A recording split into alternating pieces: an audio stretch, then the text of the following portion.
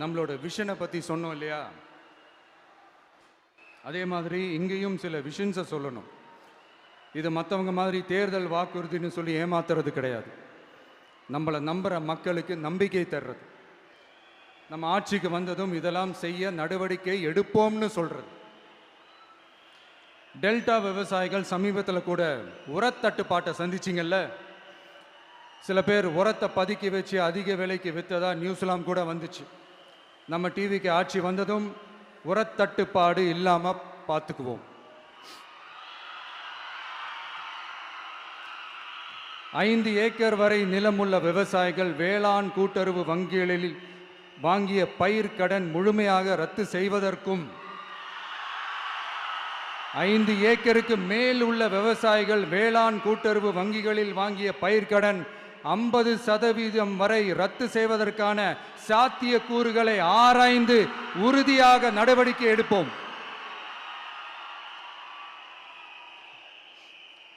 திமுக மாதிரி எல்லாருக்கும்னு சொல்லிட்டு அதுல தகுதி ஃபிக்ஸ் பண்ணி பாகுபாடு காட்டி ஏமாற்ற மாட்டோம். எல்லாத்தையும் வெளிப்படையாக சொல்லுவோம். 2 ஏக்கர் வரை நிலமுள்ள விவசாயிகள் மற்றும் நிலமற்றவர்கள் குடும்பத்தில் யாரும் மாநில மற்றும் ஒன்றிய அரசு ஊழியராக இல்லாமல் இருக்கும் பட்சத்தில் அவர்களின் குழந்தைகளின் பொறியியல் மற்றும் மருத்துவம் உள்ளிட்ட தொழிற்கல்வி முதல் அனைத்து வகை படிப்புகளுக்குமான முழு செலவையும் அரசே ஏற்கும்.